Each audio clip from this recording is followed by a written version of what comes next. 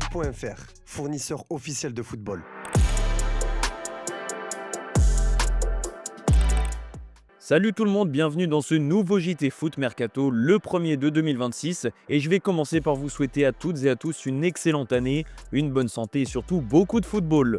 Pour célébrer 2026, on va commencer avec du Mercato, puisqu'il vient officiellement d'ouvrir ses portes. Le Paris FC est déjà sur tous les fronts pour se renforcer, et le poste d'attaquant est une priorité.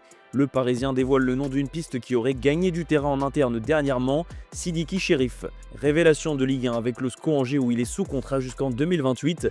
L'attaquant de 19 ans a déjà fait l'objet d'intérêt de la part de l'AC Milan, Hambourg, le Borussia Mönchengladbach, l'Eintracht Francfort ou encore Stuttgart. Angers est prêt à le laisser partir, mais seulement pour un montant entre 20 et 30 millions d'euros.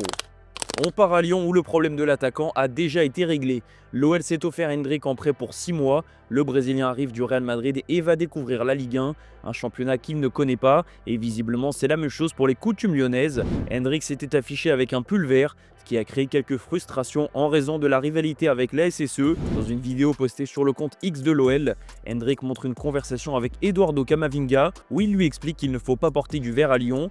Une discussion sympa qui fera plaisir aux supporters de l'OL. Direction le Maroc où les phases de poule de la Coupe d'Afrique des Nations viennent de se terminer. L'Algérie a impressionné en réalisant un solide 3-3. Même avec une équipe bis hier contre la Guinée équatoriale, les Fennecs ont déroulé et se sont imposés 3-1. De quoi envoyer un message à la République démocratique du Congo que l'Algérie affrontera en 8e de finale mardi prochain. La CAN, c'est une grande compétition. Pour aller gagner le trophée, il va falloir battre tout le monde. C'est sûr qu'on n'a pas le tirage le plus facile par rapport à d'autres équipes, mais pour gagner, il va falloir battre tout le monde. Donc voilà, nous aussi on est très solide, non ? On est l'Algérie et on est ici pour prendre le trophée, donc il faudra passer par tout ça, a déclaré Fares Chaibi en zone mixte. Même son de cloche pour Anis Hadj Moussa qui s'est exprimé en conférence de presse sur le choc de ses 8e de finale de la Coupe d'Afrique des Nations. On est impatient, c'est un 8e de finale. On veut jouer tous les matchs à fond, donc ouais, très impatient. Et ouais, c'est une très bonne équipe du Congo. On a regardé le dernier match. Personnellement, moi je l'ai regardé. Ça a été un très bon match et ils sont très bons. Mais je pense qu'on a les joueurs pour remporter ce match et on va pas y aller de main morte. Un mot sur le Gabon qui a déjà terminé une Coupe d'Afrique qui aura été catastrophique. Attendu comme un outsider sérieux, le Gabon a perdu ses 3 matchs et s'est en plus payé une polémique dans son propre pays. Dans la foulée de la 3e défaite en 3 matchs des Panthères, le ministre des Sports par intérim a pris la parole à la télévision nationale pour faire des annonces chocs. Compte tenu de la prestation déshonorante des Panthères à la CAN, le gouvernement décide de la dissolution du staff technique, de la suspension de l'équipe nationale jusqu'à nouvel ordre, de la mise à l'écart des joueurs Bruno Ekoulemanga et Pierre-Emerick Aubameyang, a déclaré Simplice Désiré Mamboula sur Gabon Télévision. Mais quelques heures après la diffusion, le communiqué a été supprimé des plateformes du ministère et des réseaux sociaux.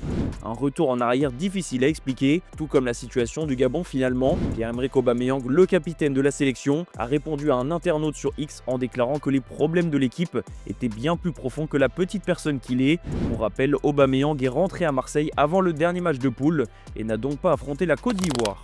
Pour boucler cette phase de poule de la Coupe d'Afrique des Nations, on vous a concocté une équipe type. Dedans, on retrouve les Marocains Brahim Diaz et Noussair Mazraoui. Victor Osimhen mène l'attaque avec le crack Ibrahim Maza et Amad Diallo. Sans oublier les solides Carlos Baleba et Wilfried Ndidi au milieu. Voici tous nos choix dans ce 11. Pour boucler cette page Coupe d'Afrique des Nations, un mot sur la grosse opération des autorités marocaines qui ont interpellé pas moins de 110 personnes suite à la revente de billets. Elles sont soupçonnées de revente illégale de billets mais aussi d'escroquerie, de falsification et de diffusion de fausses informations liées à la compétition selon l'AFP. Ce trafic constitue l'un des principaux problèmes de cette CAN organisée au Maroc. Certains ont été placés en détention, tandis que d'autres ont été remis en liberté provisoire en fonction de leur degré d'implication. On part en Angleterre où le 1er janvier ne déçoit jamais, même si cette information ne plaira pas aux supporters de Chelsea. La presse anglaise était unanime ce matin, Enzo Maresca devrait démissionner de son poste d'entraîneur en froid avec sa direction. Il n'aura pas fallu longtemps pour que cette info se confirme, puisque Chelsea l'a déjà officialisé en début d'après-midi. Enzo Maresca quitte donc les Blues après 1 an et demi passé à Londres. Sa position était déjà fragilisée ces derniers jours, et ce jeudi matin, The Guardian, Sky Sports et The Telegraph expliquaient que le technicien italien devrait démissionner démissionné après une rupture totale de ses relations avec ses dirigeants. Le club n'a notamment pas apprécié une récente sortie de Maresca sur ses pires heures au club après un succès à Everton au début du mois de décembre, ce qui a fragilisé sa position alors que des objectifs clés restent à atteindre dans 4 compétitions, dont la qualification pour la Ligue des Champions. Enzo et le club estiment qu'un changement offre à l'équipe les meilleures chances de remettre la saison sur les rails, a expliqué le club dans le communiqué. Son nom est désormais associé à Manchester City si Pep Guardiola s'en va cet été et selon la presse anglaise, il pourrait aussi être tenté par Manchester United en cas de départ de Ruben Amorim. Du côté de Chelsea, le nom de Liam Rosenior, l'entraîneur de Strasbourg, est cité pour succéder au coach italien.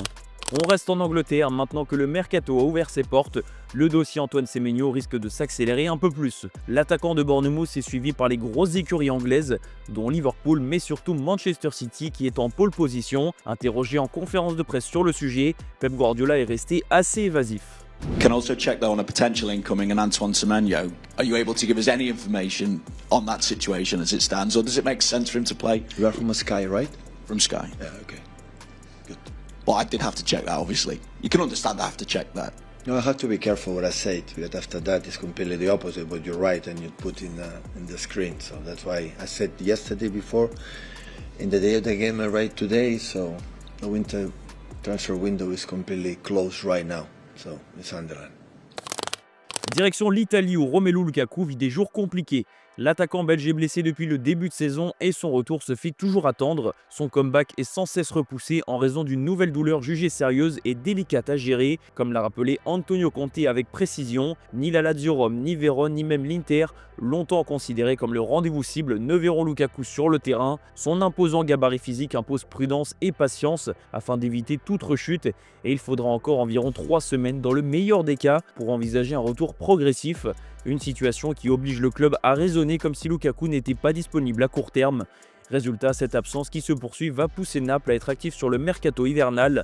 Un attaquant sera ciblé pour doubler le poste et aider un peu Rasmus Højlund, même si le Danois réalise pour le moment une très belle saison.